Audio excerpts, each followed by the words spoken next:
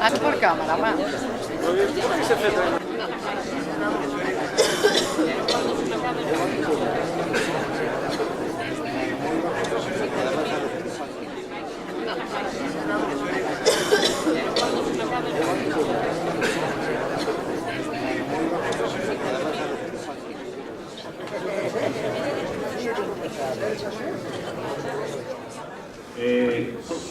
Antes de nada, comentarvos que nestes días pasados faleceron dous compañeiros da plataforma.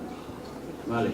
Por un lado, Fernando, da zona de Beade, e por outro lado, Benito. Aquel home flaquiño, o de Benito acaboume de enterar ahora. Vale. Así que cuidarse. E disfrutar o que poidades. Bueno, vamos a empezar. El punto é, asociados, aclarar quiénes son socios ante las distintas actuaciones y controversias. O segundo punto ven a continuación deste de elaborar un listado de socios. O terceiro punto é tratamiento y cesión de datos personales.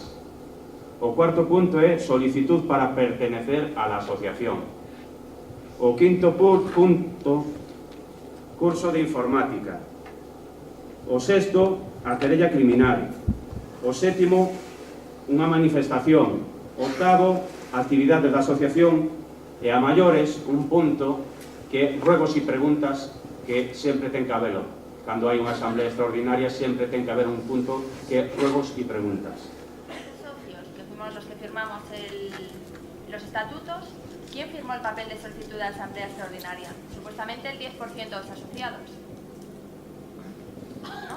Sí, es una buena duda. Ah, vale. Y siguiente duda. Según el artículo 12 de los estatutos, pone que los acuerdos de admisión de asociados y asociadas los tomará la Junta Directiva una vez recibida la petición escrita de la persona que desea ser admitida. Efectivamente. No hay ninguna petición escrita. No hay ningún asociado. Si no hay ningún asociado, como el 10% de los asociados que no existen solicitan una asamblea extraordinaria. El principal y único de la asociación era el ser más fuertes a la hora de presentar una querella.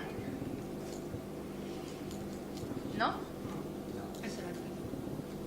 Pues esas son mis tres dudas. Hasta aí estamos, digamos, no mesmo contexto.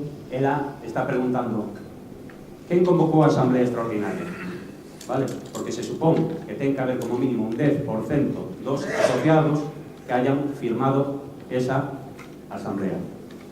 De acordo?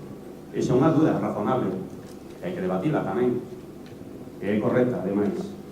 En segundo lugar, dice que no artículo 12 dos estatutos a Junta é a que dice se admite ou non admite a un socio unha vez que ese socio presente un escrito. Eu quero ser asociado, vale? Porque tendrá que ver que ese señor é afectado, tendrá que ver que cumpre os requisitos dos estatutos, correcto? Entonces tamén ten razón, porque é así. Quen de vos presentou un escrito, podríamos pensar que o que dixo antes Isidoro de cubrir un formulario, que hai quen dice que non é un formulario, sino simplemente de tanteo.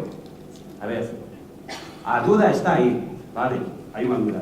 E despois, o fin principal da creación da asociación, creo que nadie ten unha duda siquera de que foi para presentar unha querella ao banco. Eso témoslo claro tamén todos, digo eu.